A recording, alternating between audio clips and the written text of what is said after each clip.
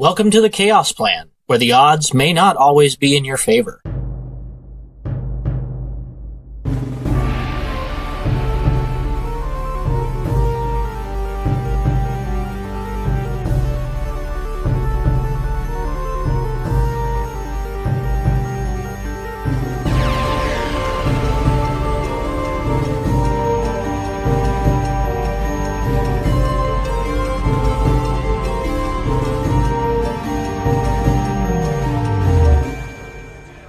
Thank you for joining us for another episode of the Chaos Plan. We would like to remind everybody who's listening that if you would like to take part in the game and the show, all you have to do is to join our Patreon account for $1 and you can get into this Chaos Plan game. As more people join in the games, we will be able to play more games because schedules will line up better. And we would love to see anyone and everyone that is interested in having a good time around a D&D table to join.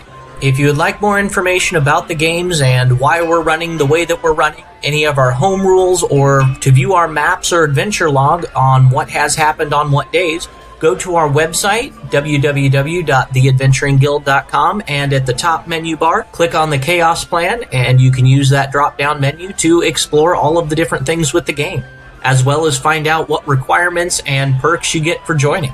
The wonderful intro music comes from our very own supporter, Adrian Sanabria. So thank you very much, Adrian, for that. And our in-game music comes from tabletopaudio.com. Last but not least, we would like to remind everybody that these games are being run in real time. So no matter when you join, you will be able to jump in with the crew at any point. We're not going to end up so far ahead that you aren't able to catch up. We will make sure that you are able to, with one group or another, get to the point where you can take part with just about anybody else in the guild. And once we get around level 10 and our characters are too high level to take part in the adventures with some of the lower level characters, we will be creating a second set of characters so that everybody in the guild will have an opportunity to play with everybody else. And if you have any amazing homebrew or character concepts or ideas that you would like to try out, you are more than welcome to try them out and switch up whatever you want until you hit level 4. There is very few homebrew that will be barred from the Chaos Plan games, as long as they don't have ridiculous godlike stats at level 1. So thank you guys very, very much, and I hope you enjoy the show. Thank you once again for joining us for another introduction of the Chaos Plan. We have a new individual joining us today, and I cannot wait to finally get a tank or an upfront damage-soaking individual into this game. So this will be a lot of fun. So go ahead, introduce yourself and your character. Hi, my name is Sepht, and I've been playing D&D for 2 years now, and I will be playing Arpeggio Ferri, a human female commander with the Crusader subclass made by Lydia. Arpeggio is a mercenary veteran, a former mercenary, and after years of being quite successful under the tutelage of Fernando de Aragon of the Sky Answers mercenary company, I've been working for the Sky Answers mercenary company for years on, and our mercenary company operated within the elemental isles, and my master preferred to keep our numbers small enough to serve as shock troops and skirmishers. Our creative problem solving are among the coveted characteristics of our group. We were well armed, well trained, we give quarter to surrounding troops, and we don't break contract. And we've been that way for several years now. Unfortunately, the nature of our work often finds us working for a certain client one day and working against him on the other, unless, of course, he keeps hiring our services. However, all good things never reach a point of stagnation, as we all learn one way or another.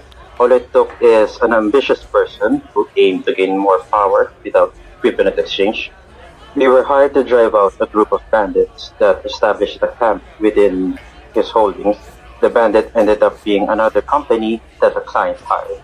And in the heat of the battle, when both parties were spent, our employer thought it would be wise to send its own men to eliminate us, and thus not having to pay for our services. In the end, we survived with both mercenary companies working together. Our losses, however, meant the end of our respective groups. Fernand, my master and mentor, and several other of the officers were among the casualties. We decided to go after a treacherous employer, dressed as his own men, as we infiltrated his castle. Although it was bad form to kill a potential client, he kind of made it personal. And so, after we took time to grieve and write letters home to the families of the fallen, whatever was left of our group decided to part ways, some of them forming a new mercenary band. I, however, declined their offer, and I thought it's probably time to make a name for myself. And so I heard through the grapevine that if I am to make a name for myself, I learned that Port City is the place to be right now. And so I ride from Komari, from the float isles, and started making my way to Atmos. And hopefully there I will find passage to Port City. All right. So we will go ahead then and get started.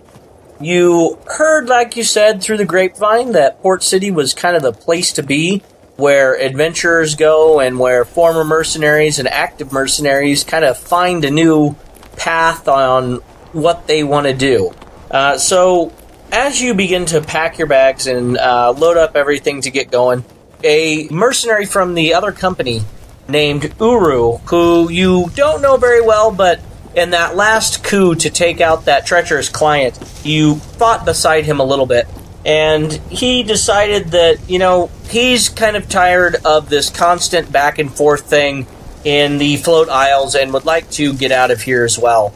So he offers to accompany you. He is an air genasi with very light, wispy hair, and he very much stands out with his extremely pale gray, almost kind of a silvery blue-gray skin, and he is also a gun mage, so that's a little bit different. Combining magic and technology is one of the quote-unquote taboo things about the world. So the fact that he does this sets him apart just a little bit. So you guys then decide to take off. Is there anything you would like to do before leaving your company? Any last goodbyes you want to say before you go, or would you rather just, spend the last night, with a cup of, with a mug of ale and wish everybody well and leave at first light? What would you prefer to do? I would prefer to have a last mug of meat, and once everybody's passed out, just silently slip out. All right. So you do that, and Uru, having mentioned his desire to leave, kind of waits to see that you slip away, and he follows with you.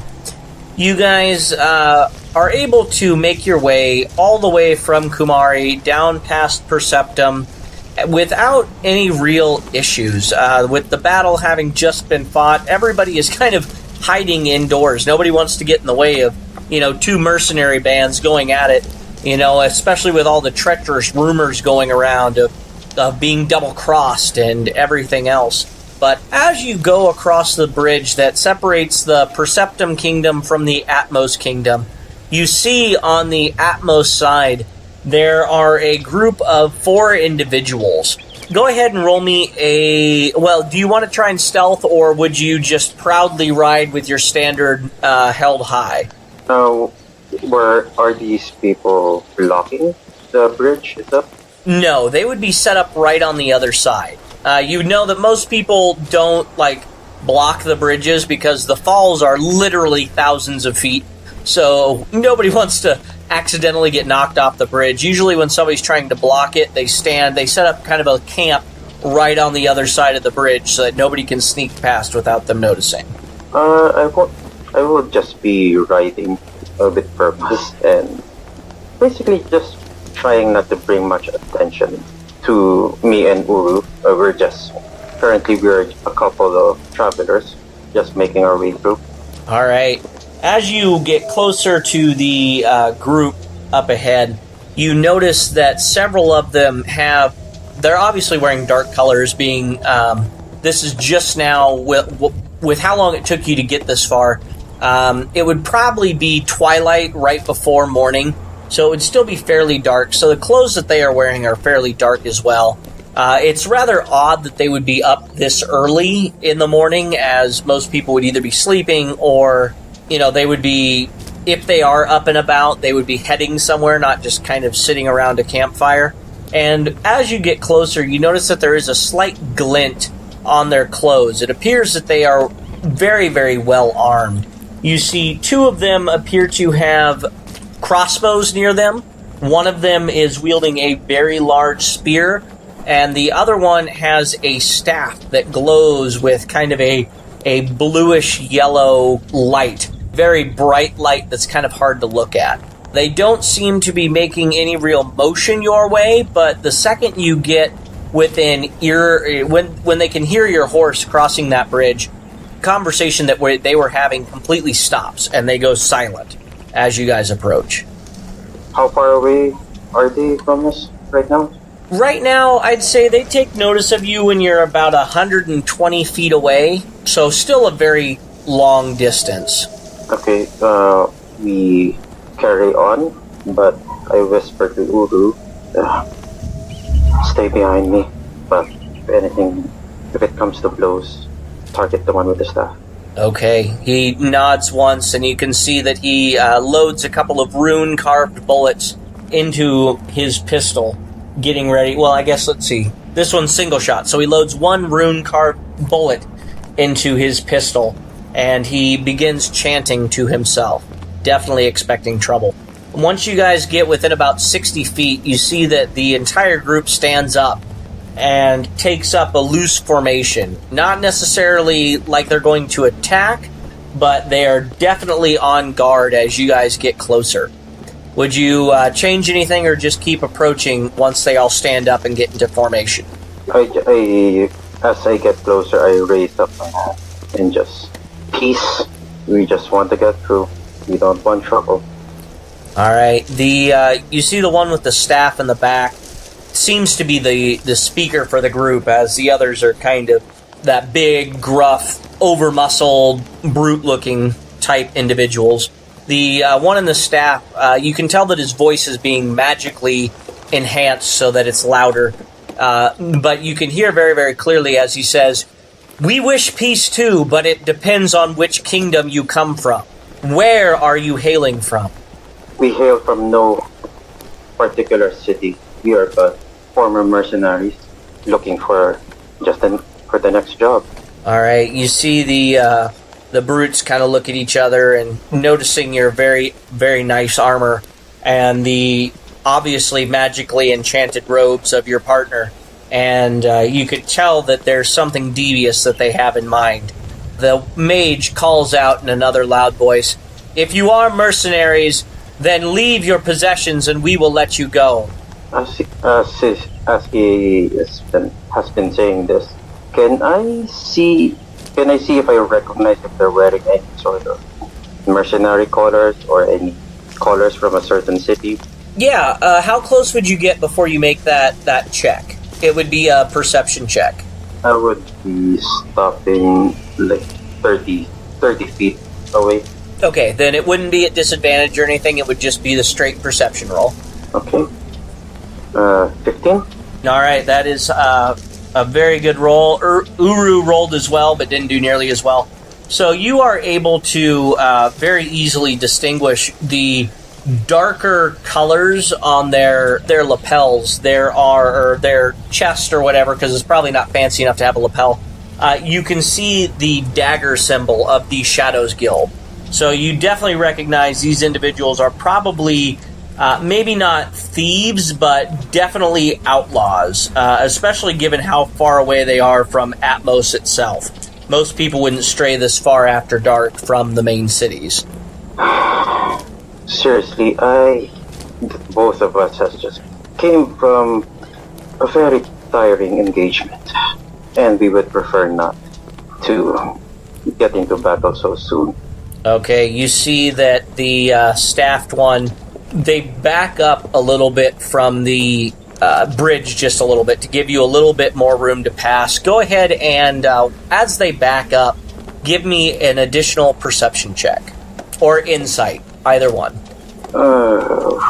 Another 15. Alright, and which did you roll, perception or insight? inside. All right, you are pretty sure that they're giving you room just long enough in order to get you to go past them, and then once you turn your back to them, they're going to attack. Okay. Do I see any further along the road? Do I see any place that we can take cover?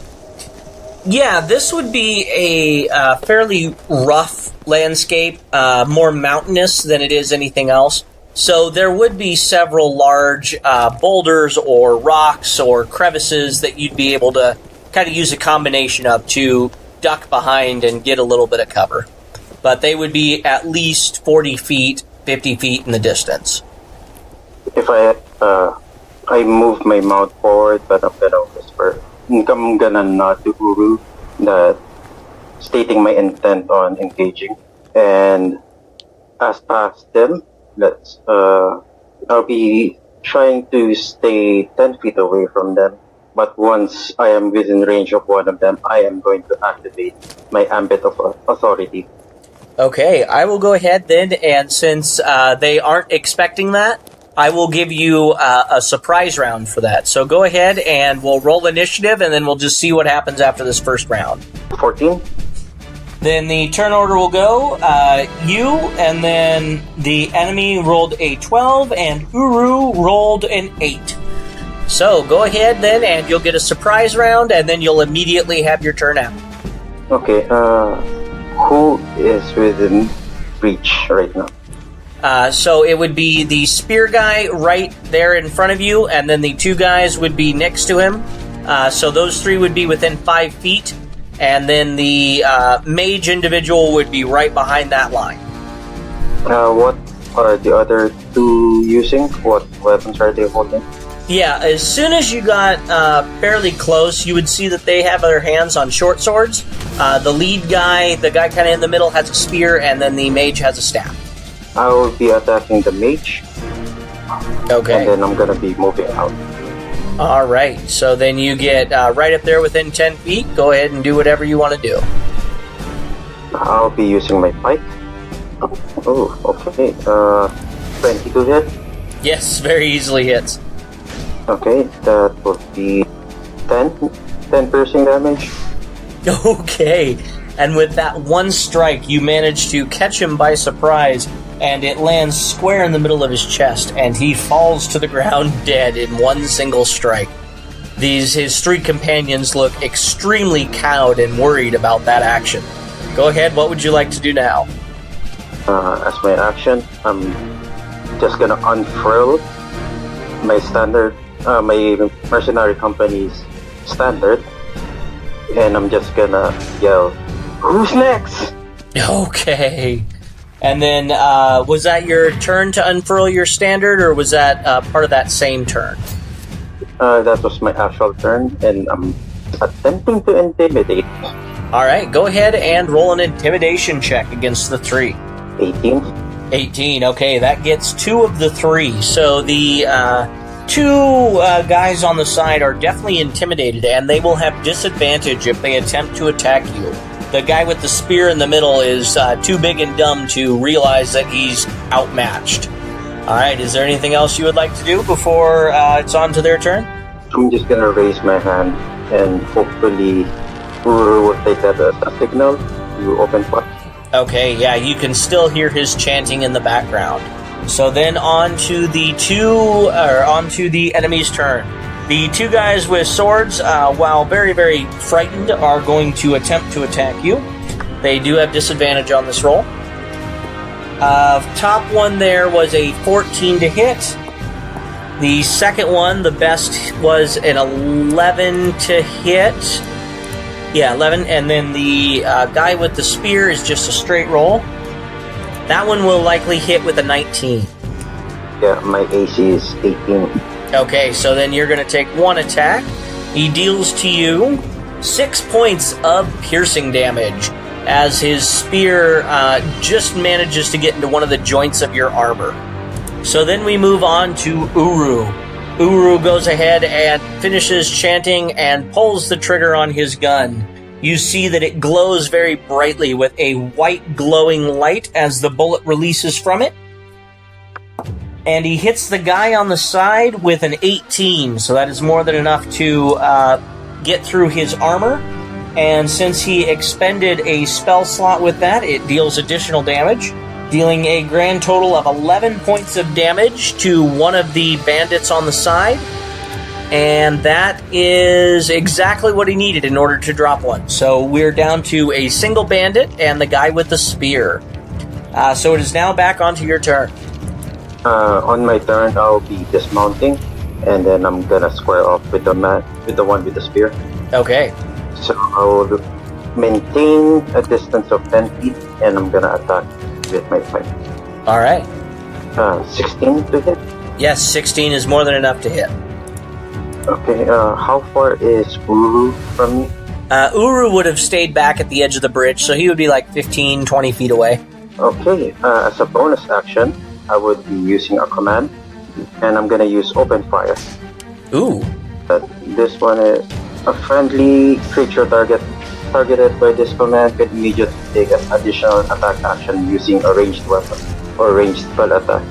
Okay, he fires off then. Do you specify the target, or does he pick the target?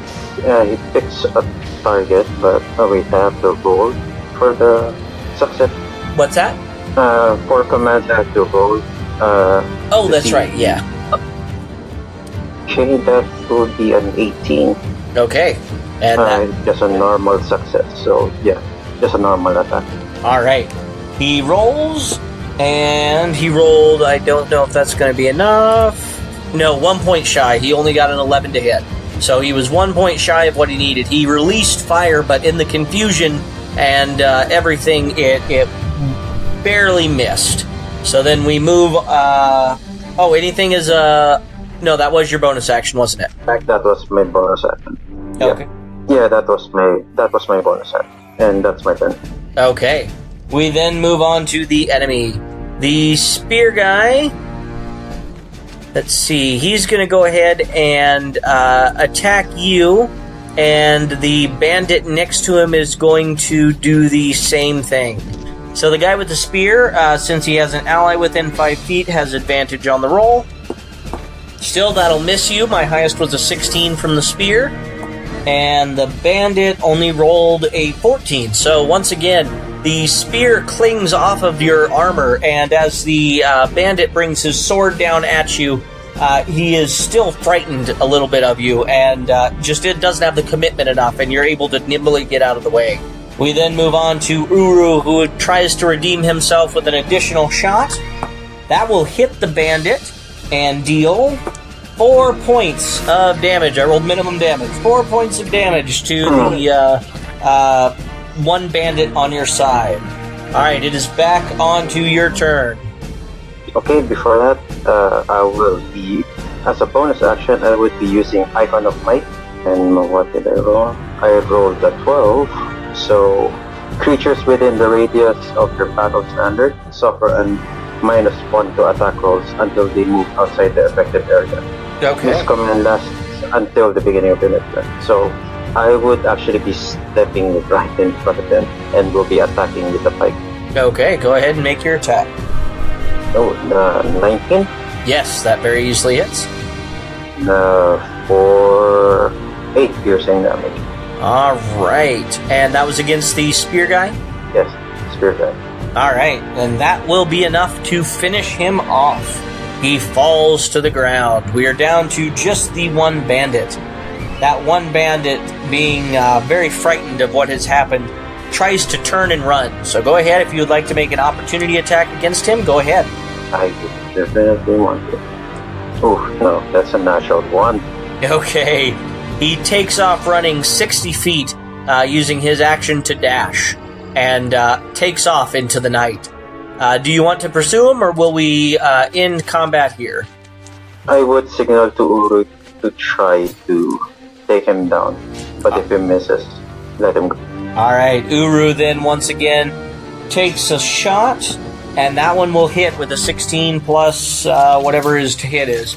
And he goes ahead and he's going to charge it with another spell slot. Ooh, and that was more than enough. With 13 points of damage, he brings that last bandit to the ground. On the bodies of the bandits, you don't find anything really of note. You find 6 silver pieces between the 4 of them, and the robes that the mage was wearing are maybe a little bit magical, but they don't appear to be really worth a whole lot due to their poor condition. Other than that, they just had their regular food supplies and their weapons and ammo. Would you loot anything off of them before heading on to Atmos? I would loot essential traveling equipment or supplies. Alright, you would find off of them then 8 days worth of rations total. And if you want to take the ammo, they would have 2 bundles of bolts for hand crossbow or for light crossbows. They have 2 short swords, 1 spear, and the staff is just a regular quarterstaff, and that would be basically all that they have on them. And the 6 silver pieces. I would split the 6 silver pieces between me and Uru, and as well as the rations. And I will be taking the light crossbow and the 2 bundles of bolts. Okay. And I would let Uru, if there's any particular thing that he wants to keep, I will let. Yeah, Uru would probably just grab a short sword as a just in case he runs out of bullets. Then, of course, take half of the rations and silver pieces, and then hop back on his horse, and whenever you're ready to go, he is ready to go as well. Before that, I would be taking all of the bodies and shoving them off the edge. Okay, yeah. Uru would help, carry the legs, you carry the front, whatever. And you guys are very easily able to dispose of those bodies off of the edge, and they fall for a very, very, very long ways before you see the splash, the tiny pinprick of splashing in the great waters below. I get up on my mount and just say to Uru, not the ideal first date as a free agent. Yeah, he shakes his head and says, since he's originally from the Float Isles, he says, yeah, that's part of the reason why I joined the Mercenary Guild, is there are bandits like these all over. Nobody can make a living here anymore. You're either a bandit or you work in the city. There's no in between. These people seem more than bandits, so let's just assume that they had friends.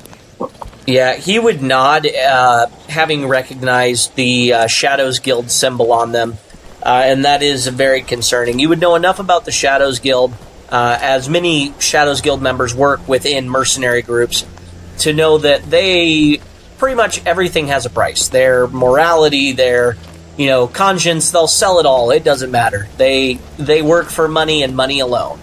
All right, would you continue on to Atmos then? Yes, we would, but we would be more subtle about it this time around. Okay. You would be able to see the great lights of Atmos on the horizon a little ways. And after a couple hours of fairly decent riding, not encountering really anybody or anything of note, other than the occasional individual walking back to Atmos, having been out searching for these glowing rainbow-colored stones that you've heard about, you get within about, a mile or 2 of the city, and you can see the great glowing roofs of the city, the bright lights and everything about them. You see the occasional flashing light of great airships coming to dock within Atmos itself. Is there anything you would like to do last minute before entering into the city? What would the time of the day? Yeah, it was just before dawn when you got there, or when you encountered those bandits, and after a couple hours, I would say sun had risen. It would be like 8 to 9 in the morning, so businesses would just be getting opened up, and it would still be kind of breakfast time. I would say we would be taking a quick break just outside the city limit, taking rations, checking if any of us are injured, and if everything is okay, we would head into the city. Okay, so would you like to take a full hour and recover any hit dice or anything you need? I don't think any of us were injured, so we would be just taking a quick 10-minute break for rations. Okay. And then head up. Okay, yeah, Uru breaks out one of his ration packs, and there's some hardtack and dried fruit in there, and he pops some of that in his mouth, grabs a couple more bullets and makes sure they're quick at hand, and other than that, he is ready to go after that quick 10 minutes. Okay, so we head out, but as we make our way towards the city gates, I'm just gonna ask him, so what do you have planned once we reach Port City? Yeah, you see he kind of scratches his chin a little bit and reflects that, well, I don't have much necessarily in plan. Mostly, I just needed to get away from those mercenaries for a while. I've seen too much with the betrayals and working for one person one day and being against them the next. I need more consistency than that. I believe I will take one of the great floating ships to Port City and see what I can do there. The guilds are always hiring members, and the portals seem like something I would enjoy, having a regular group again. I just can't get over the betrayal that happened and losing so many of my old crew. It's too painful to stay here with them. I can understand that. I mean, it's been, you bleed with those men for years and suddenly they're gone.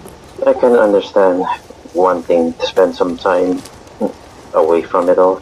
Yeah. But yes, onward then. Okay. He does mention that he does know one of the individuals that works over at the air docks, and he believes that he could probably get you guys a kind of a job on one of these airships, helping out the crew and whatnot, and you would be able to get passage without having to pay as long as you worked your way across, if you'd be interested.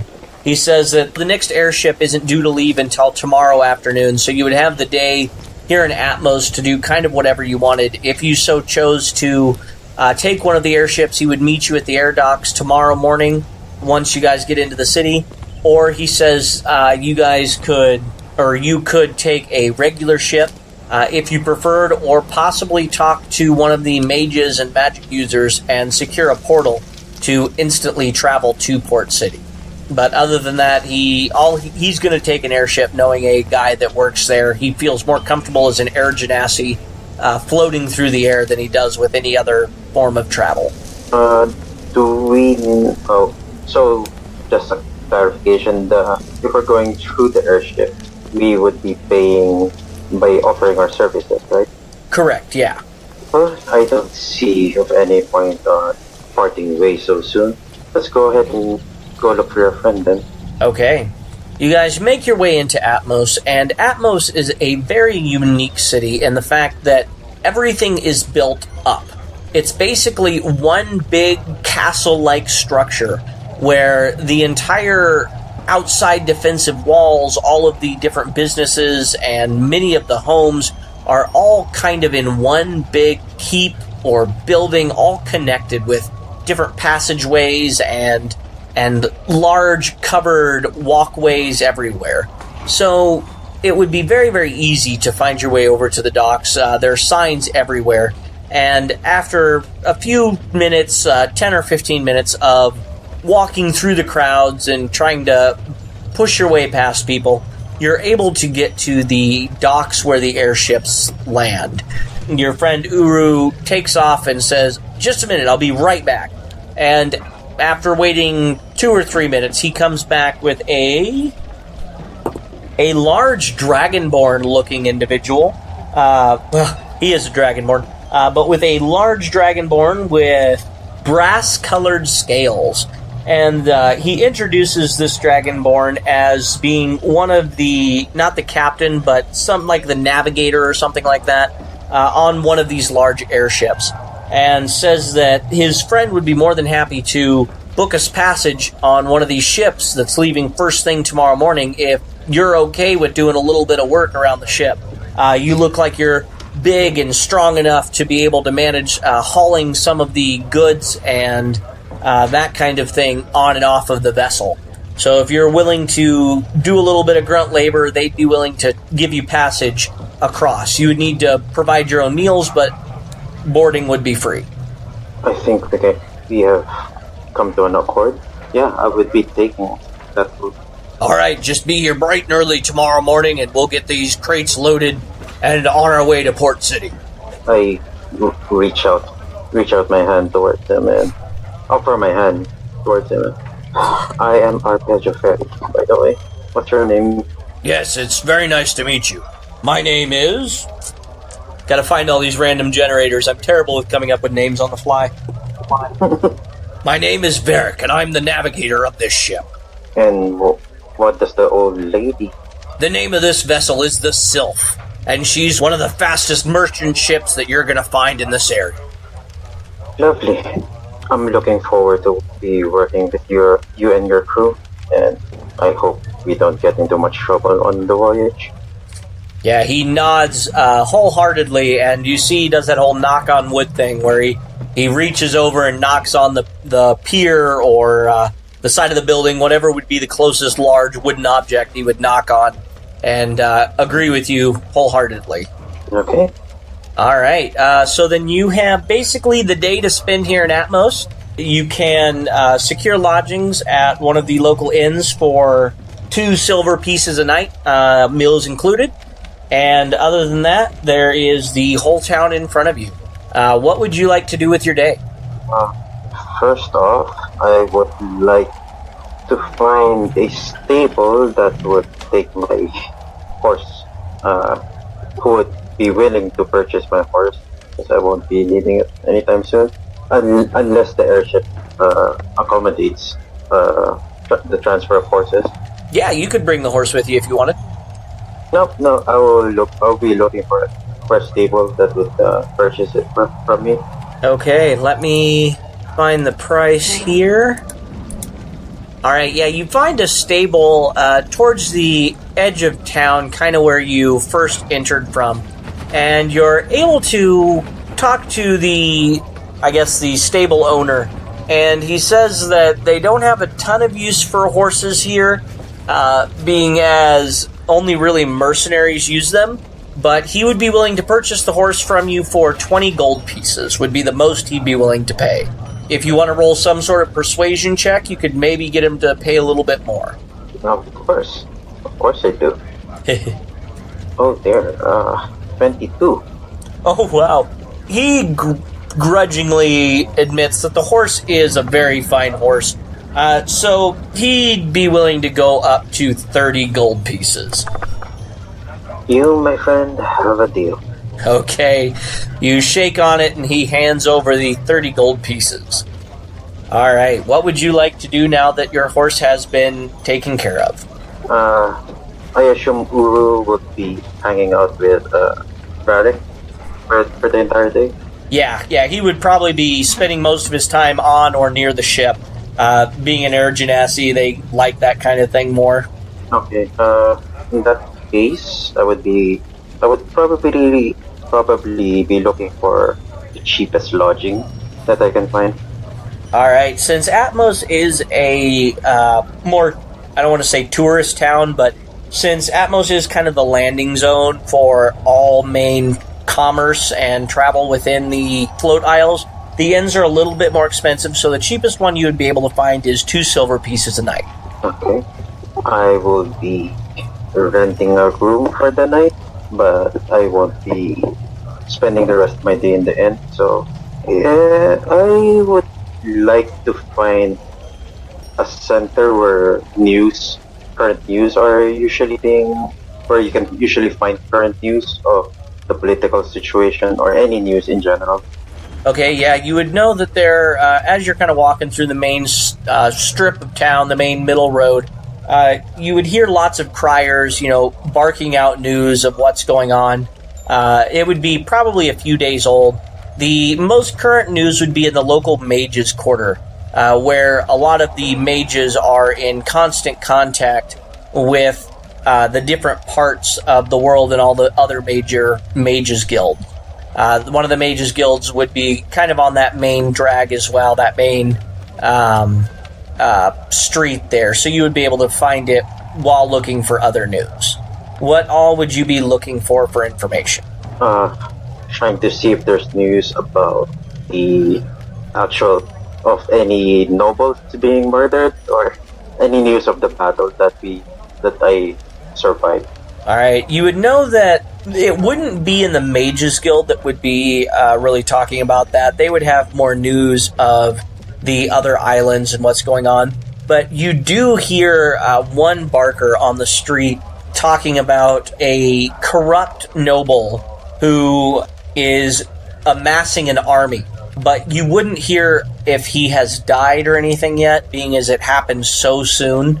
But you would definitely hear rumors of this, or hear news of this noble amassing an army, and it could be the next invasion from Kumari, news of another civil war, and that kind of a thing. It would be very dire news, but nobody would know yet that the noble has passed. So this rumor came from Kumari itself? Correct. Okay. And no bounties being posted on on me or any of the other mercenaries? Not that you've heard yet, no. Okay. There would always be bounties out for different mercenary groups and stuff, but none that is tied to yours specifically. You guys skirted pretty close to being, you honored your contracts and did what you were supposed to do, so there wouldn't be one out for you, but you do see contracts out on several other groups. Okay, I guess I might as well go back to the Mage Guild and gather any interesting news coming out from Port City and any of the exterior vicinity. All right, go ahead. Go ahead and roll me a percentile die. 71? Okay, yeah, the news source that the mage that you're talking to, who's currently scrying and checking up on the world, has a very good source of knowledge, or a very good source of information and news.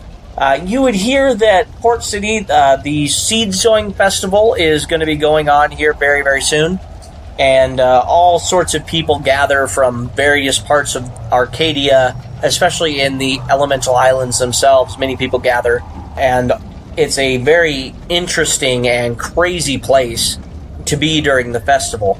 You would also hear news from the Tangle that different portals, the Tangle would be one of the other islands, you would hear that portals have been opening much more frequently than normal, and different mages and scholars have been dispatched to try and identify what is going on.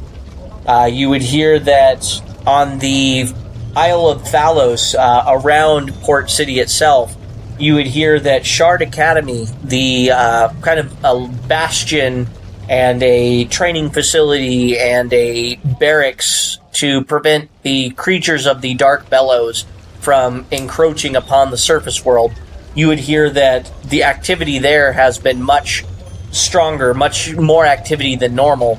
And lastly, you would also hear news of the Tangle that in a wizard's tower, clear at the peaks in the center of the Tangle, that strange new magics have been discovered that fuse magic items with flesh. And it's a very odd process, but has great potential for the future. So that would kind of be the news that you gather. There would be other rumblings and rumors, but those would be the most interesting things that you heard. Okay. I will probably be spending the entire day gathering information, and once dusk arrives, I will be retiring. Okay, yeah, you gather more information. You get information on the guilds, where they're located at in Port City, who to talk to. You get information about some of the different locales there, some of the merchants that are there that you can find, names of different smiths and adventuring groups that are recruiting members and that kind of thing. So you're able to get all that information, and then dusk begins to set. Your stomach begins to grumble a little bit from not having a proper full meal in a little while. Would the lodgings I've rented, would they be offering meals as well? Yeah, you would know that the inn doesn't look like it serves probably the best food in the world, being as it's a lot more...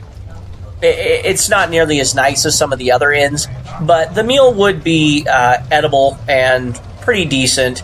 It looks like they were having some sort of roasted meat and root vegetables, so like meat and potatoes. A very filling meal, if not the most creative meal. Works for me, yeah. I will be taking that with a pint of meat. Okay, yes, you're able to very easily get that. You see your Air Genasi friend Uru stumble in hours later, well after dark, and he takes a mug of mead as well, and just starts talking to anybody that will listen about all this technical jargon about the airship and how it runs and the different elementals and the magic that had to be used in order to get it to fly, and somehow they still managed to make it work with mechanics involved, and on and on and on, just talking anybody's ear off that would listen. Oh, he seems very, rejuvenated by being around an airship. Yeah, you can definitely tell he's having a better day than he's had in a very long time. I would humor him and let him just ramble around. Okay. He continues rambling until the innkeeper ends up shooing him to his room, saying that he's scaring off the rest of the customers. And he does so kind of jokingly, but also because he's tired of listening to the rambling. At this point, it would be getting close to 10 bells, and the innkeeper would be dampening the fire and getting everything put away for the night. Okay, then I will be heading to my designated room, and I'll be doffing my armor, and I would start cleaning my equipment before actually heading to bed. Okay, you're able to get all of that done, and the inn is relatively quiet. You can hear the occasional clomp of feet going down the hallway outside of your room, but nothing really too odd. And after you clean your armor and your equipment, you're very easily able to get a decent night's sleep. The mattresses would be made of furs and straw, a fairly typical mattress in this kind of an inn. But it's comfortable enough. You've slept on worse as a mercenary out in the field. And you're able to very easily then in the morning wake up before first light, as many mercenaries do, and get ready for the day. Is there any place you would like to hit before running to the airship? You would have about 30 minutes or so by the time you get completely ready and eat a little bit of breakfast and that kind of thing before you have to be at the airship. I would take that last 30 minutes just walking around the city. I'm probably taking the scenic route towards the airship, taking in the city, which I probably won't be seeing in a very long while. Alright, yeah, you're able to kind of take the long way around, and you kind of walk up along the outside walls and look over the city from above. Kind of above, there's lots of towers, but you're able to get up a little ways on top of the city walls and look over everything, and the city is just starting to wake up, and businesses are opening their shutters, and it's a very peaceful scene. As you get close to the airship, you see that they're already starting to load crates and boxes, and once you get within eyeshot, they tell you to drop your bags on the inside of the ship in the cabin area. They assign you a hammock, and you set your belongings down, and they put you to work loading boxes and crates. After you do that, the ship takes off. Is there anything you would like to do during the journey in particular, or do you just kind of hang around Uru and help out moving things and that kind of stuff in general? I would be very interested in learning how to run the airship, or probably taking a certain task on within the crew, like probably learning how to navigate, something like that. Okay, yeah, you're very easily able to find that same Varric the Dragonborn, and you're kind of hang around him, and he shows you some of the navigational tricks to the airships. You learn about the drift of the wind. Depending on its direction, you have to alter your course. You learn about navigating using the different small islands that aren't really charted so much as just kind of a general idea of where they are. And you're able to pick up some of those tricks and those kind of things. So go ahead and somewhere on your character sheet, mark down that you have 10 days worth of study in getting proficiency in navigator's tools because of this very expert navigator that you're learning from. Interesting. Mm-hmm. All right. You see Port City up ahead. The last couple hours of the flight are very exciting, I guess, for lack of a better term. You can see that there are all sorts of crew members running about, getting ready to dock. You can see that there is a mage on board that is making contact with the Isle of Thalos in Port City itself in order to kind of that landing. You hear the air traffic control, kind of like that with mages. And you can see up ahead the two very, very tall lighthouses known as Light's Grasp lighthouses. And you guys center yourself right up with the city, and you land on the far north side without incident. After about 45 minutes to an hour of unloading crates onto carts and wagons right outside, you are able to grab your gear and exit the ship. Uru is waiting at the edge of the ship, kind of on the plank there, and is waiting to say his goodbyes. You can see that he doesn't have any bags with him and appears to be wearing the uniform of one of the crew members now. I see you found your calling.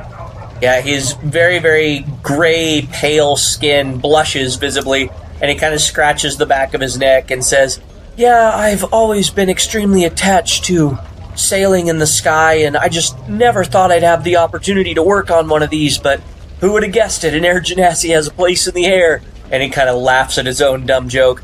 Who would have guessed? It suits you. All right, he reaches out his hand and to shake, and has a small pouch in his other hand, and he hands it to you as a goodbye gift. Within the pouch, you see that there are 4 round orbs, and those round orbs, he says, if you ever are in a situation where you need to get out of something in a hurry, just throw those on the ground and they'll explode in a flash of light. It'll give you a couple of seconds to get out of the way if you get too close in combat. I hopefully won't be needing them now that I'm not the mercenary gig anymore. You're too kind, my friend. He shakes your hand one last time, and with a wave goodbye, he heads back into the interior of the ship itself. I just yell back at Uru, "If you need someone's head bashed in, you know who to call." All right. He gives you a wave back and disappears into the ship. On your character sheet, go ahead and write down those 4 orbs that you got. When you throw them onto the ground, they act like basically you can use the disengage action as a bonus action, as they create like a flash of distracting light. Interesting. All right, you are now within Port City. So you're kind of right where the West Road is, kind of on the north side there is where the docks are, the air docks on the north side, right where the West Road exits out of the city. So you would be clear up there. You would know that the guilds all center in kind of the center of the town there. There's the Tinkers Guild, the Fighters Guild, the Merchants Guild, the Mages Guild, and the Temple Guild. The Shadow Guild is kind of a secret, so you would actually have to try and contact one of their members to figure out where that one is.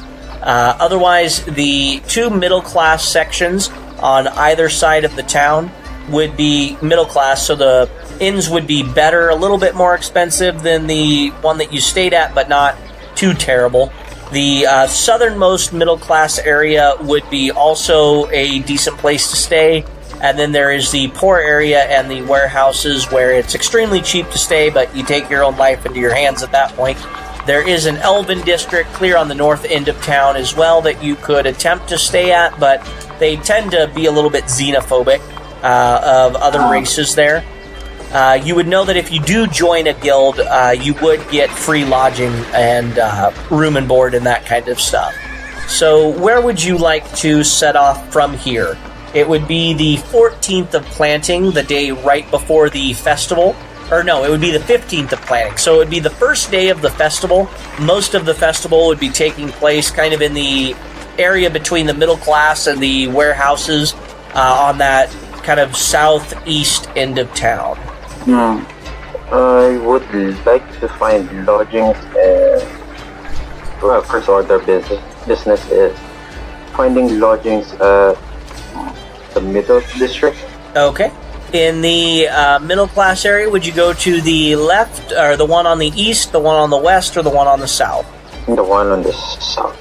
You roll this. Well, you gave me a bunch of rolls, and I haven't used them yet. All right, so you are able to find a very cozy-looking inn. It would be called the... I don't like that name. It would be called the Drunk Mug would be the name of this tavern/inn/eating facility. You see that it is a kind of a typical medieval European-looking type building with the wood timbers on the outside and the stucco kind of stone type work on the outside with a thatch roof. It appears to have a decent number of rooms, less than a dozen, but not a whole lot less than that, with a very large common area on the inside.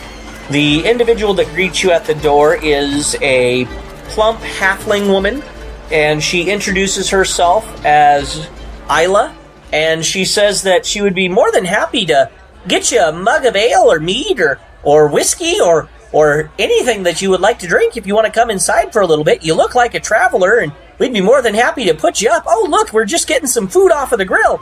And she just goes on and on and on, being extremely boisterous about making sure that you're as comfortable as possible, even though you're still technically standing outside of the inn. Peace, woman. I would love all of those things. I'm going to stay in. If you will. Yeah, we would be more than happy to put you up. And as a matter of fact, we just had a room open up not too long ago. It only costs... Go ahead and roll me a charisma check. A check? To see if what kind of discount you're going to get on this. 17. All right. Well, the cost of this inn is 8 silver pieces a day. But we can tell that you're a very helpful individual, and, you know, if you'd be willing to help us split some wood for the fire here, we'd be willing to knock it down to 6 silver pieces a day. Oh, that is mighty generous of you. I would love that. Okay, and she slaps you on the back with a surprising amount of force and says, well, you know how it is. I'm not exactly in the shape to be splitting wood all day, and she chuckles a little bit and talks about how she's not as young as she used to be, and if my lazy son would ever get off his bum and go do it, I wouldn't have to cut corners and ask our guests to do it, but you know how kids could be, and she chuckles as she wanders off into the back kitchen area to get your food and drink. I was about to reply, and then all of a sudden she just disappeared. Yeah, she comes back about 2 minutes later without the conversation having stopped in her mind, and she says, well, you know how kids are.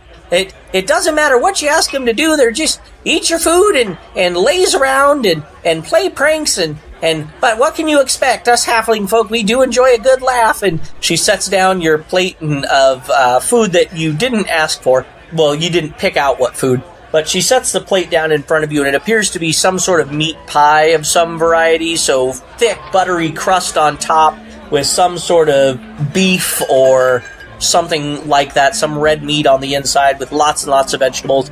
And the mead that she sits down in front of you is a dark... has kind of an orangish tint to it, a very, very flavorful mead with notes of different fruits that you're not quite familiar with. And she sets it down and says, well, I hope you enjoy your meal. Thank you. And I do enjoy your company. So. Okay. She's after you eat for a little bit and you kind of get a feel for the room and all the other guests around, she... asks, so why are you in town? I got fired from my former job and trying to find the next. Yeah, I got fired. Oh no! Well, if you're looking for work, I know there's lots of people that are always hiring. Well, if you go over by the portal in the Mage's Guild type area, that's north of town, or north a little ways. I guess you're probably not too familiar with this area yet. If you go there, there's all sorts of jobs being posted, and the guilds are always hiring. It really depends on what you're looking for. With that giant armor and everything, you look like you could probably work for the Fighters Guild, or, I don't know, maybe you've got some magic in you. They've got the Mages Guild, or if you're the pious type, and she does the little symbol or whatever, not really crossing herself, but whatever would be an appropriate symbol. She says, well, the Temples Guild is always looking for people, too. Oh my goodness. Is there anything I should be watching out for in this city? Oh, as long as you don't get too close to the docks and you keep a firm hand on your coin purse, you don't have anything to worry about. Especially with the festival here. During the Seed Sowing Festival, everybody gets along. It's kind of the rules. Not sure why they're the rules, but they just are. And this festival, how long does it go? Oh, it just started this morning and it'll end tomorrow night with a big bonfire. Oh, that sounds fascinating. Where would the festivity be happening? I mean, there's got to be a place where everybody's gathering. Oh yes, today would be the day where most of the ritual and the business takes place. The Seed Sowing Festival it celebrates agriculture, and all the different islands and people get together and share information on how to grow different crops and farms and trade equipment and seeds. So today is when all the business usually happens. It's a little bit boring. That's why I'm here taking care of the end. But tomorrow is when all the vendors and merchants and food stalls and all sorts of fun things happen. And it all ends in a big bonfire at the very end of the night. That all takes place kind of a little bit south of here near where the warehouses are. There's a big, large area where they kind of clear everything out of the way and all of that happens. So if you're going to go to the festival one day, go tomorrow. Today is the day of boring talk and lectures, unless you're a farmer. No? You said to avoid the docks, and they're going to be doing it over there? Yeah, right kind of near the water. It's probably a good idea, since it is such a large bonfire, to have it near the water. You actually make a good point. I'm sorry, I've spent most of my life up in the sky. Ooh, that sounds very fascinating. It is. I mean, unless you're afraid of heights, but I doubt that. Yeah, I once took a really big fall, but I'm not too afraid of anything, really. It's a halfling deal. Well, I look around. Is the tavern or inn pretty busy, right? Yeah, it would be probably by the time you unloaded from the airship and made your way across town, looking at everything, it would probably be getting towards the end of lunchtime. So there would still be a few people in here, not a ton, but most of the folks would be finishing their meals and getting ready to head back out. Oh, I appreciate the information. Miss Sarah Isla? Isla. Yes, that's correct. I'm Arpeggio, by the way. Yes, it's wonderful to meet you. I'm sorry I didn't get your name. And she reaches her hand out. I shake it firmly. Okay.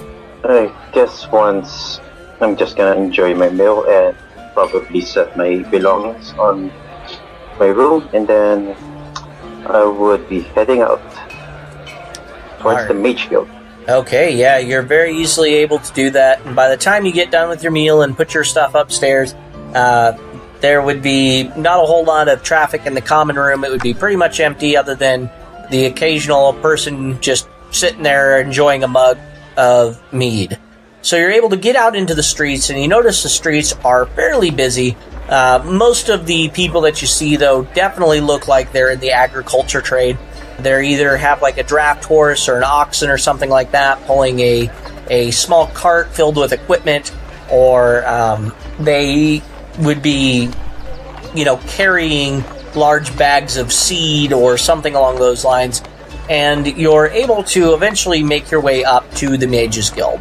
The further away you get from the docks area, the less busy the streets get. So you're able to very quickly make your way up to the Mages Guild. Would you go into the guild itself and explore there, or would you go to the jobs board nearby, or where would you go within the Mages Guild area? I would be interested in checking out job postings. Okay, yeah, you go up to the job posting board, and it is immense. Think, the length of a building, as tall as, the tallest individuals around 8 foot, down to the shorter individuals about 2 foot. So from about 2 to 9 feet in the air, there's just posting after posting after posting of different jobs available. Everything from easy escort this noble to their relative's house in the country, all the way up to raid a dragon's lair and bring back some of the treasure there.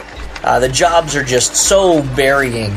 And you see many of them have individual people's names on them, but they also have the seal of one of the guilds, meaning that a guild member taking that job could earn favor with that guild. And it's just a massive collection of different things.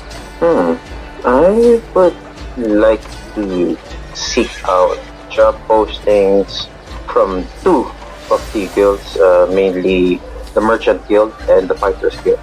And I would be searching for the most, maybe not the most prominent ones, but something that I'm sure that I'm capable of handling.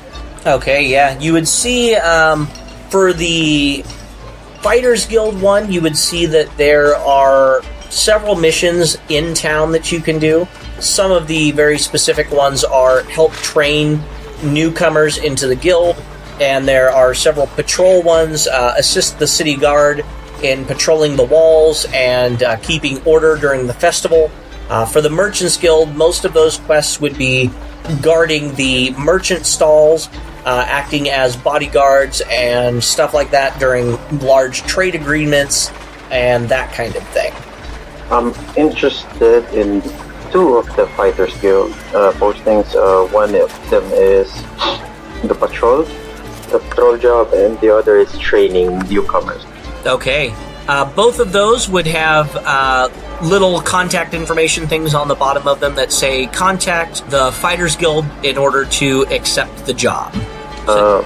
Looking at the one that trains, actually for both, are there any additional details written on them? No, they would just be, for the patrol one, it would be basically you would just take a shift, a one-day shift, and patrol the streets during that time. You could, of course, enjoy the festival some as well, but it would mostly be just keeping an eye on the festival itself during that day.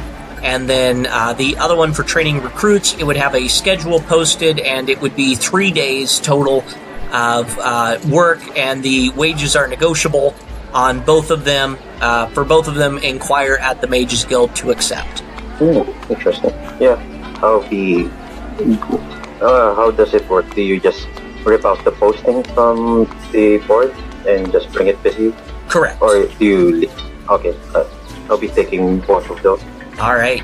You take both postings with you, and you head over to the Fighters Guild. The Fighters Guild is a very large building, and it consists of kind of a coliseum on the outside, a very large arena as its main focus. There also is a very large blacksmithing type crafting area off to one side, and most of the actual guild itself is within the coliseum, kind of underneath and around the main supports on the outside. You're able to very easily kind of find the main entrance type area to it, and you take those job postings up to the kind of front counter receptionist type gal, I'm assuming, correct? Mm-hmm. All right. You take those up to her, and she is a beast folk. She looks like to have the... Let's see. She is a cat. So she has some sort of... she's a beast folk of some variety, kind of like a tabaxi, but not quite.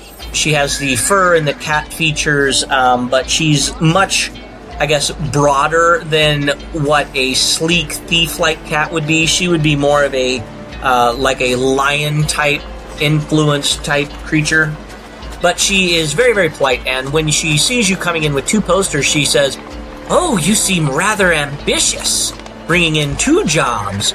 Are you a guild member?" Not right now, but if I like what I see, maybe I'd consider joining. Oh, we would love to add you to the ranks. I can tell already that you would be somebody that would be of great use to the guild here, and that could earn a very good living assisting us. So... Yes, No, go ahead. Actually, I'm interested on both of these jobs because one of them has a flexible time and the other is pretty regular, so I believe I can work my way around these 2 postings. Yes, we would love to assist you with those. You can only accept one at a time, but luckily for you, the training one isn't a mission that you can take on today. It would be after the festival ends. So we can temporarily hold this second posting for you until you complete the first job. Since most of the day is gone today, the security job for the festival would take place tomorrow. You would begin early in the morning and take part until the festival ends at dinner time tomorrow. You could, of course, enjoy the festivities as long as you still took care of the security and made sure that you didn't spend too much time in any one place. Would I be patrolling alone, or would I be partnered up with someone else? You would be patrolling alone, but we will give you a signet that if you run into any kind of trouble, just crush it and the Fighters Guild will converge on your location. Ah, that's pretty handy. Yeah. Okay, if you would like to accept this, hold out your hand and I will get your licensing taken care of. You would know that What's that? Hold out my hand, and I do exactly that as I say it. Okay, yeah, as you hold out your hand, she brings a small penknife, just a really tiny knife out, and since you don't already have an affiliation with a group or a guild or anything like that, she pricks your finger or your palm or something like that just a little bit to draw a single drop of blood and wipes it on the contract. Once that happens, the contract flashes just a little bit and rolls up, and she keeps it with her. She says, "This is just to make sure that we're able to track and monitor your progress during this quest. As soon as you finish, come back here for your payment." That's new, not being aware of such kind of contract being taken, magical contracts. Do I get a copy of that for my own reference? Yeah, she says as soon as the job is completed, she will give you the contract. Oh, I see. I guess I can work with that. Okay, and she also mentions that once you actually become a guild member, they don't have to do that pricking of the blood thing. All you have to do is accept the contract, and since you're a member of the guild, they can automatically keep an eye on your progress and location. But since you're not a guild member, they do that in order to seal the contract to you, so nobody else can take it, and you have laid a claim. She hands you 1 gold piece right away and says, "This is half of your payment. Upon returning at the end of the night, we will pay you the other half of the gold piece for your work today, as well as the contract. And if you wish to join the guild at that point, we can set up a time in order to initiate you into the guild." What is involved in joining the guild? Okay, are you asking meta terms for the actual mechanics, or asking her specifically in-game? Yeah, I'm asking her specifically. Okay. All that you have to do in order to join the guild is just swear oaths that you will uphold the laws and standards of the Fighters Guild, and that you will do all that you can to bring glory and honor to our names, and that you will be the best warrior that you are able to be in whatever fight you choose to fight. After that has been completed, you will be able to take jobs from us with having priority on those jobs. You will be notified of any special assignments and special jobs that we only offer to guild members. You will also get discounts on any guild services and trade that you do within the guild, and you will always have a home within any guild hall that you visit. Interesting. I would definitely keep that in mind. But for now, I have a job to do. Alright, she says, "Yes, then return here first thing in the morning to get your signet, and we will assign you your patrol route." Very well. See you tomorrow. Alright, it is kind of early afternoon then, not quite dinner time. Let's call it about 4 in the afternoon. After you get all that kind of stuff done, what would you like to do then before retiring back to the inn for the evening? Or would you go back to the inn and just kind of study up on Port City itself? I would actually prefer studying on Port City by walking around the area, trying to at least before my actual patrolling job to at least see most of the city as much as I can. Okay, yeah, you spend the rest of the evening walking around, and you notice that there are people of all variety and stripe and class and race that you can possibly imagine, all in this location. While the more humanoids are more prevalent, the classical fantasy races like dwarves, elves, halflings, humans, that kind of thing, are kind of the most populous around here. There are also creatures and things that you're pretty sure would break your mind if they weren't hiding behind some sort of illusion. There are great old one type beings, illithids and mind flayers walking alongside beast folk of all different creature type, I guess. You see the very large Goliaths decked out in plate mail, carrying swords larger than you are, down to small little fey creatures wielding miniature versions of weapons floating around with their colorful wings. Every thing and person that you can imagine is here. The architecture is just as varied. The poorer areas tend to be a little bit less diverse since it's, or as far as their architecture is concerned, because most of the building materials there are very ramshackle. But when you get into the middle class areas and the upper class areas, they are just as varied as all the creatures there, all of them bringing their own kind of culture and homes to it. You also notice that there seems to be a lot more people here than there is space to hold as far as housing. And as you explore a little bit more, you notice that a lot of the buildings have strange magics about them, where you'll notice that there are like 4 windows on the side of a building, but when you look into those windows, you can't really see anything. There isn't like a room on the other side. There's just kind of like a void. And small houses that don't look like they contain more than 8 to 10 people total, 20 to 30 people will walk in and out in the span of, 10 minutes. So there's all sorts of strange, extra-dimensional, pocket dimension type things going on with a lot of the buildings here. But other than that, you just notice that there is anything and everything to be found. People, races, stores, everything can be found here. Is there a clear segregation of certain people to specific areas of the city?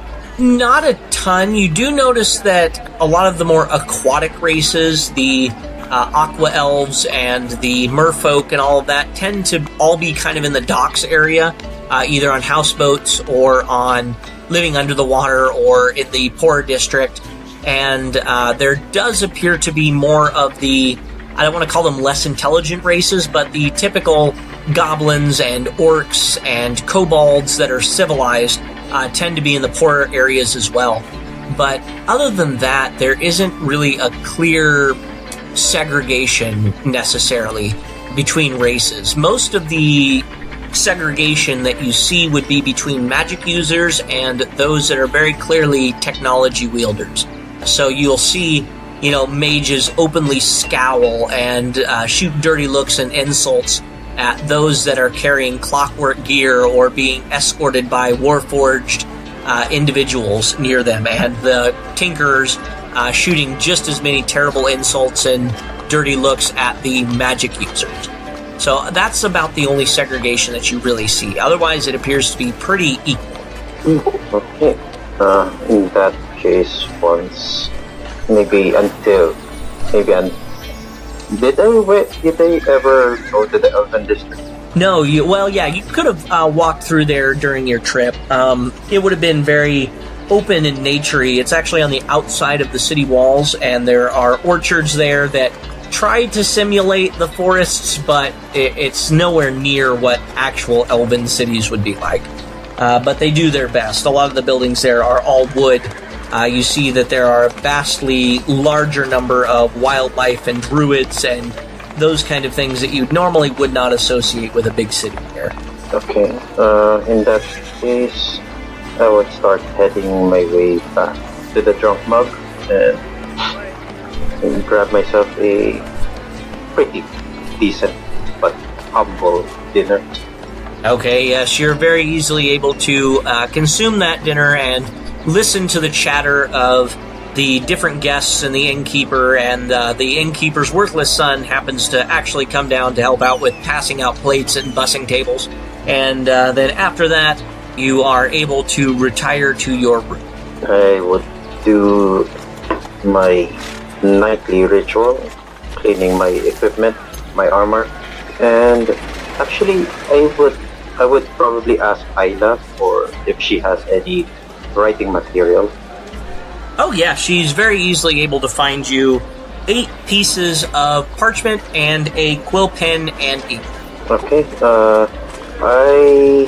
Before I retire, I'll be sitting down and writing a letter to my parents and just letting them know of news of what happened to my company and where I'm currently at, and ensuring to them not to worry about me and that I'm currently safe.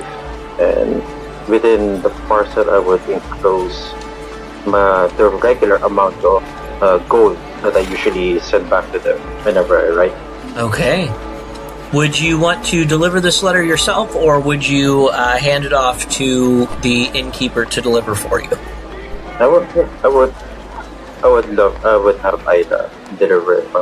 Okay, Isla then promises to send it off, and it will go out first thing in the morning.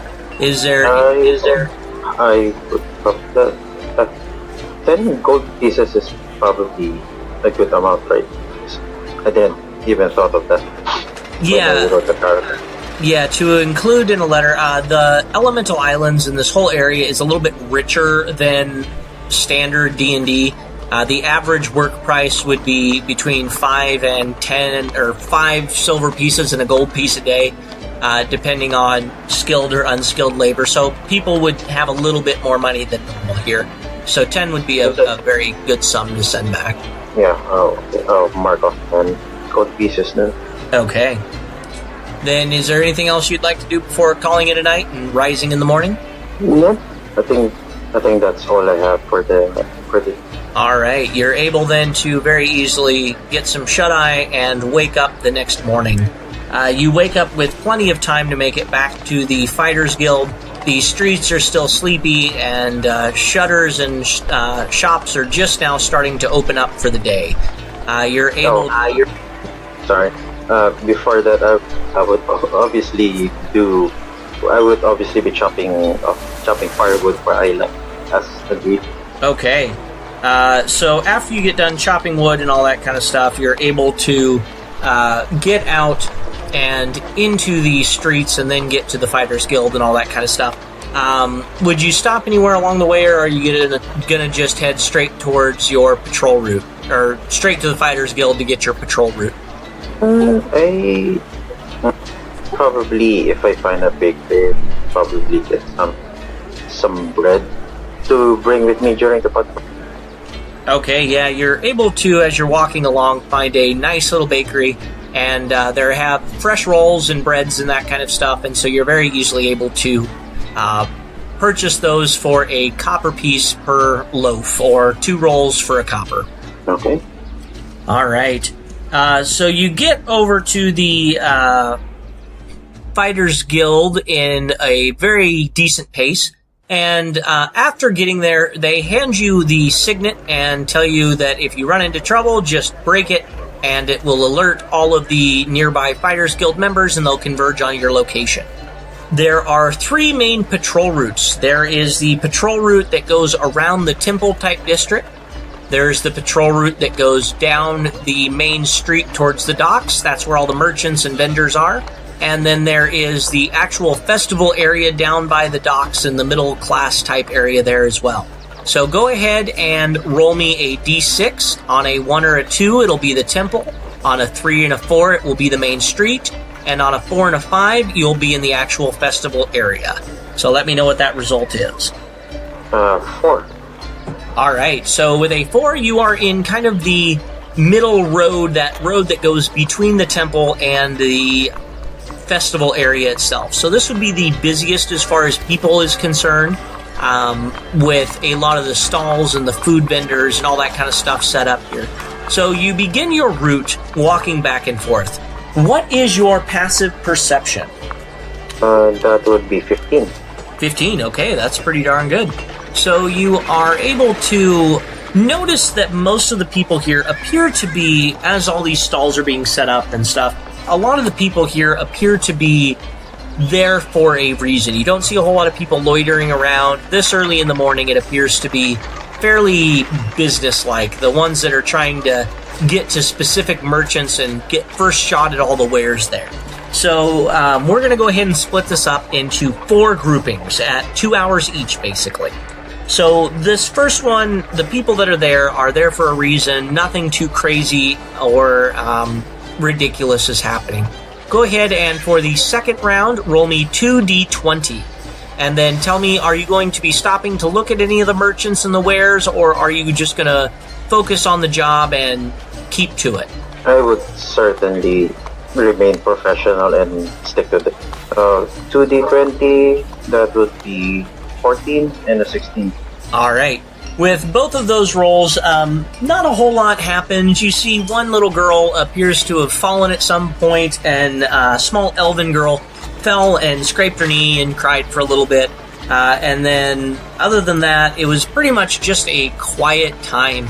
You see that as you're walking back and forth, a strange gnome with a fedora seems to be talking to a satyr of some variety that is playing, that was previously playing music for a bunch of the children, and they seem to be having a very interesting conversation, but nothing too crazy or out of the ordinary seems to happen. So once again, you go all the way to the end of the row to where the festival area is and loop back up towards the Fighters Guild. And when you loop back towards the Fighters Guild, that satyr seems to be now talking to a different old gnome, very elderly in years with white wispy hair. And you hear muttering from some of the other people that a very large spider-like creature passed through here a little while ago on the way to the Merchants Guild. But other than that, nothing too much of note. So on your third pass through, go ahead and roll me 2d20 again and give me those results individually. And would you spend any time looking at the merchants, or just going to stick to your duty again? I would be looking a bit at the merchants. Okay. But as for my roll, it's a 7 and a 1. Oh, okay. With we'll go ahead and start with the 7. On the way back down, back towards where the festival area is from the Fighters Guild, you hear a shriek out of nowhere. Do you try to find out where that shriek came from? Definitely, yeah. All right. You get all the way down there to where this human woman is standing. She appears to be middle-aged, and she shrieks that her purse was stolen, her coin purse. Somebody cut it and dashed off. And in the crowd, she lost sight of them. And as you look around, you see that the streets are so densely packed that it would be nearly impossible to find the individual that cut the coin purse. But you make note of which street it was on, kind of where that crossroads was. Do you want to try and set up an ambush and wait, or do you want to continue on your route and just make sure you check this area out on your way back? Yeah, I would continue on. I would tell the woman to make a report with authorities, and I would continue on, but keeping an eye out for this cut first. All right, you direct her up towards the Temples Guild as you would have been instructed, to the Justice Temple, and she begins making her way up that way. On your way down to the festival area, nothing really of note happens. You're definitely being more cautious. And on your way back up, go ahead and roll me another d20, this time as a perception check. Perception. 18. 18, all right, that is very good, and much higher than the stealth roll that this little urchin just made. So as you get too close to where that crossroads is, you're definitely paying more attention, and you see a blur out of the side of your vision, and you kind of step back as this small child-looking individual, definitely not a child, but dressed up to appear to be a child, lunges in front of you with a small knife, and looks like they were trying to slash at your purse on your side, or your coin purse on your side, and you are able to nimbly dodge out of the way. Do you want to... Go ahead. As I dodge, I want to stick out the butt of my standard and in attempt to trip him. All right, yeah, he crashes to the ground with a thud, and you see as his cap falls off, it actually, rather than a small child, appears to be a gnome of some variety, like a deep gnome or some other variety of gnome. Deep gnome, is this one of the gnomes that I found, that I spotted earlier? No, this would be a different one. Not one of the ones that you saw earlier, but this gnome appears to have been dressed up to look like a child with kind of a blonde wig on and some sort of patchwork type hat and clothes that were definitely more childlike than what a normal person would be wearing. You can tell that this is some sort of disguise, most likely. Did he drop the knife or the dagger? He did, yeah. When he landed with the ground, the small dagger, not big enough to actually be a dagger, this would be kind of a penknife, just a small, maybe 2-inch blade at the most, skitters a couple feet in front of him as he hits the ground. I would head straight and try to retrieve the knife, and then after that I would be picking him up, trying to restrain him. All right, go ahead and make a strength check. You can use athletics if you would like to, as he tries to squirm out of the way. I would love to do that. 19. All right, that is much higher than the 12 that I rolled, so you are able to get a hold of him and restrain him. Would you call out to the Temple Guild or for assistance, or do you want to break that sigil, or do you just kind of tie him up and wrestle him down? Yeah, I would like to call for the nearest Temple Guild personnel. All right, you can tell that there are several priests of justice, clerics of justice running around, and they are very easily able to get up to you, and I'm assuming you explain kind of what happened and then release him into their custody, correct? Yes, correct. And I also give them the knife that they used, if they're privy to gathering evidence. Yes, they would take the knife and the deep gnome, and thank you for catching him. There had been several pickpocketing incidents in this area today, so they are very grateful for the assistance. I nod. All right. So then you make your way back up to the Fighters Guild, and you start your last round going down. Once again, roll me 2d20. Be a 5 and an 8. Okay. As you make your way down towards the festival area, you can tell that it's starting to close up a little bit. Most of the people are trying to get towards the festival area for that large bonfire that's going to be starting fairly soon. You notice out of the corner of your eye a strange glowing, I don't want to say stand or booth, but kind of a table set out, kind of like what you'd see in those really cheesy versions of like a fortune teller, kind of a purple cloth table with a glowing ball on the top of it and all sorts of weird random objects on top that have a slight glow to them as well.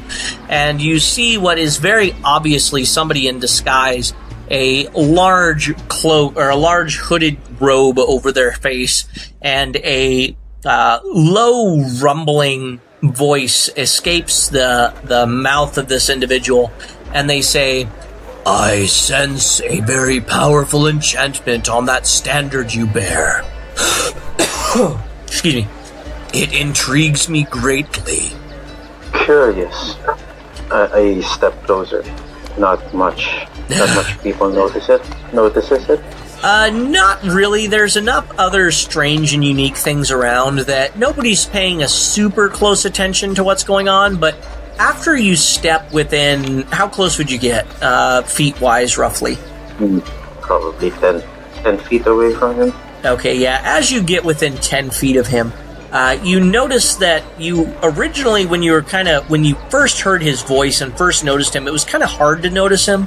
You saw him there, but it was hard to register that there was somebody there. But once you get within that 10 feet mark, that strange effect seems to release, and you know that he's there, and you can tell that he very much stands out. When he reaches out with his hands appear to have almost a rough stone-like texture to them. Definitely not normal flesh and not scales, but kind of a rough stone look to them. Would you say anything after getting 10 feet in, or would you just kind of look at him there or wait for him to talk? I just look at him expectantly, holding, tightening my grip on the standard.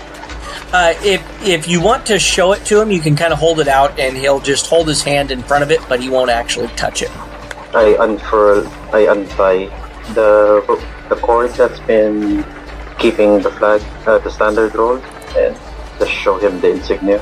Okay, you see that his stone hands begin to glow a little bit, and he looks at the standard and he says, "Ah, I see that within it has powers of spirits of the past. The enchantments on this are very interesting indeed."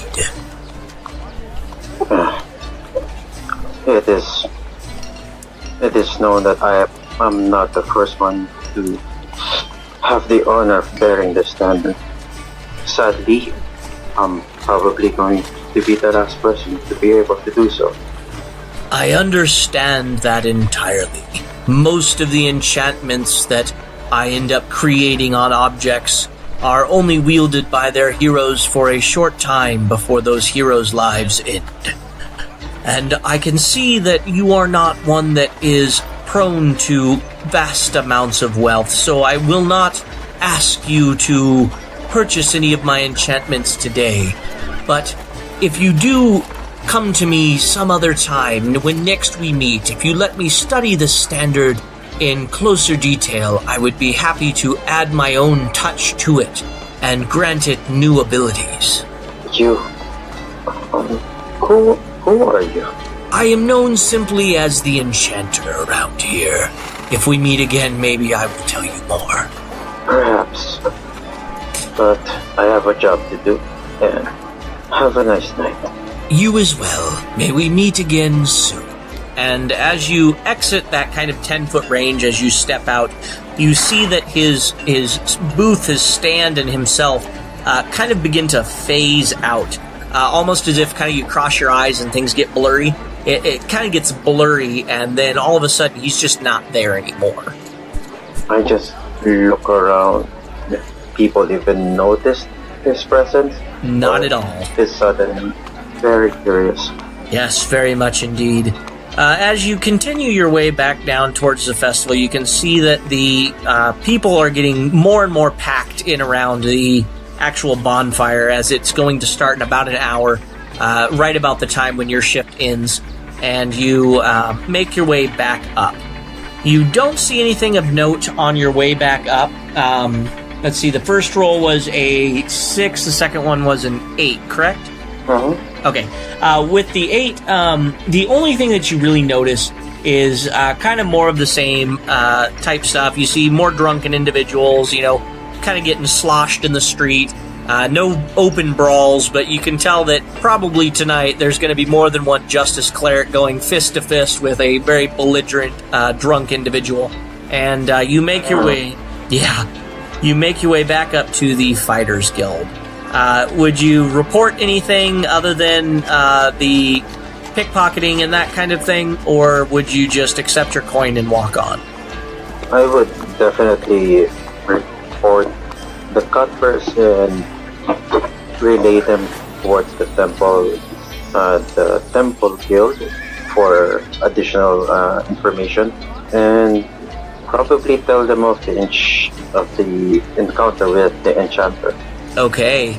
They definitely nod at the comment about the enchanter, saying that, yeah, they've heard that there have been several other very strange and odd merchants running around, and it's odd that they would just disappear, but stranger things have happened. Apparently, there was a large argument between a very tall, golden-eyed individual and a small, fedora-wearing gnome that ended up getting into an argument with some man that just walked into a door that didn't exist earlier and disappeared, and all sorts of strange comments, and a bunch of rats were let loose in a mill outside town, and strange things have been happening all over the place.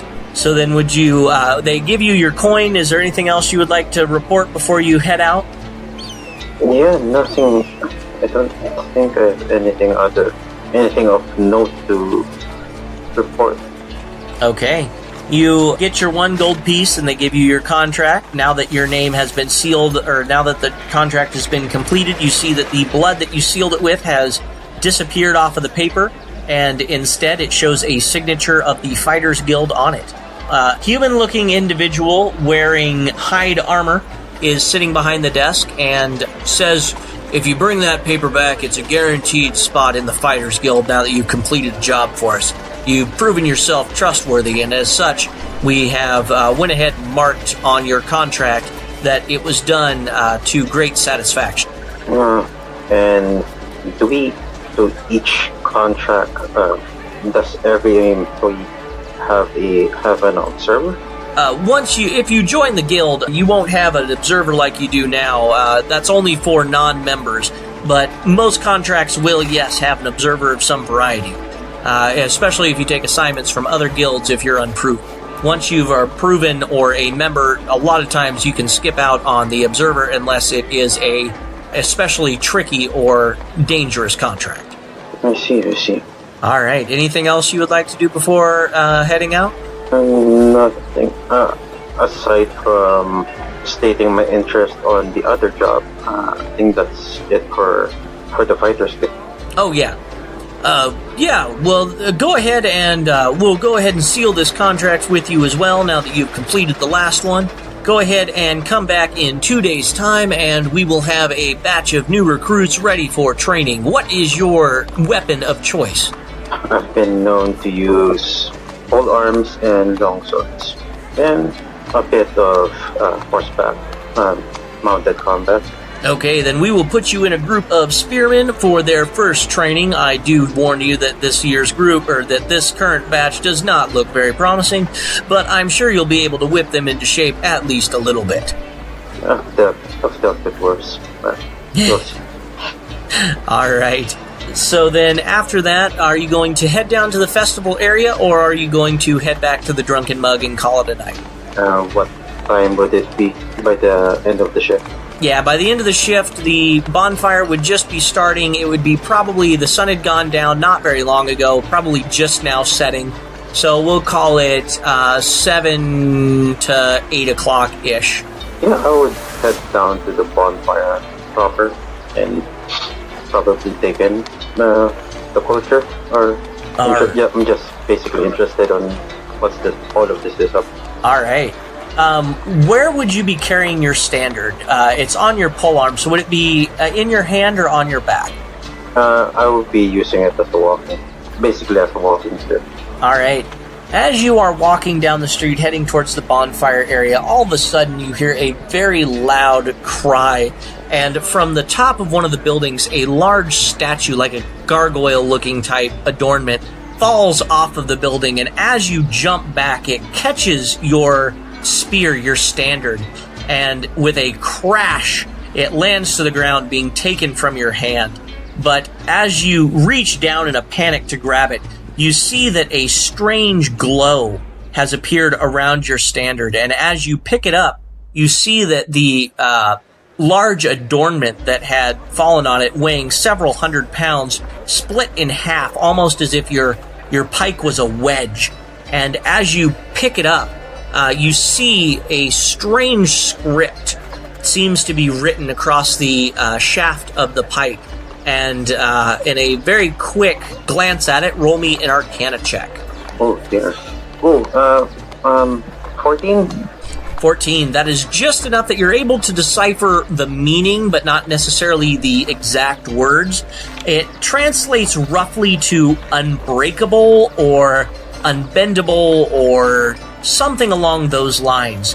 And you get kind of the strange deja vu as when you stepped into that enchanter's presence. And after a brief second, you look it over in a panic. You see the script on the shaft of the pike fades out, and nothing remains of the strange glow that you saw.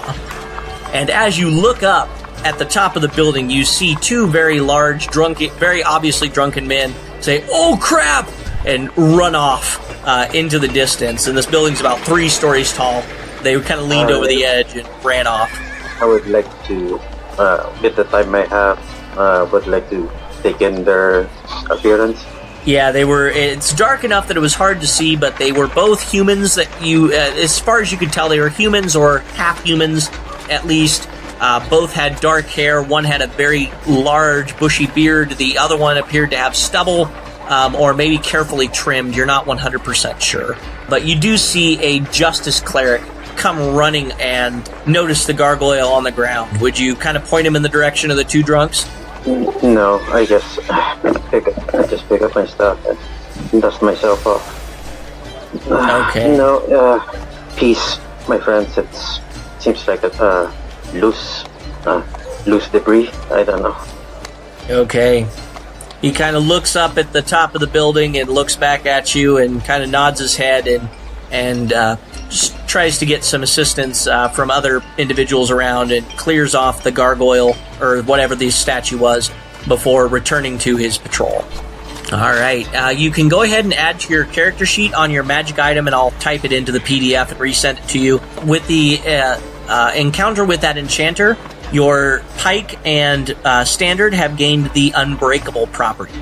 This item can only be broken by special means. The special means you do not know yet, but it is unbreakable by normal means. Okay. All right, so then you head down to the bonfire. You enjoy the hour and a half, I'm sure, that it would take for the fire to burn down and all the rest of the festival to finish. And then as everybody is leaving, do you head back to the Drunken Mug? I do. All right. It's probably late. It's probably late by this time. Yeah, it would be 9:30, 10 o'clock-ish. I guess I have a few... I have time for a nightcap. Yes, you are able to kind of walk behind the bar. There's a little sign that says, just leave your coin for your drink. And a bunch of clean mugs and several casks behind the bar, so you're able to walk behind there and grab whatever you want, leave your coin, and head back upstairs. Same nightly ritual. Okay.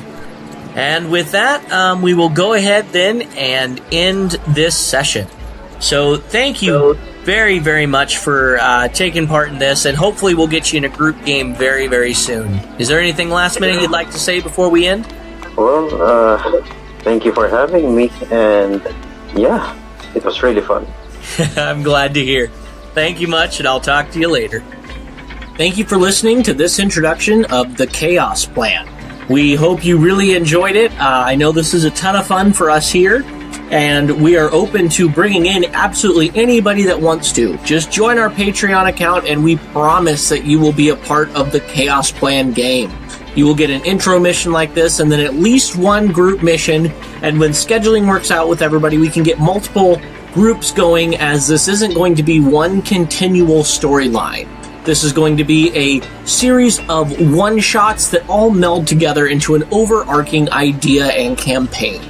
So if this is something that interests you, if there's a homebrew you really want to play, if there's a class, race, something that really resonates with you that you think would be a lot of fun to bring here, we encourage you to join the Patreon, put it up, and we will make it happen.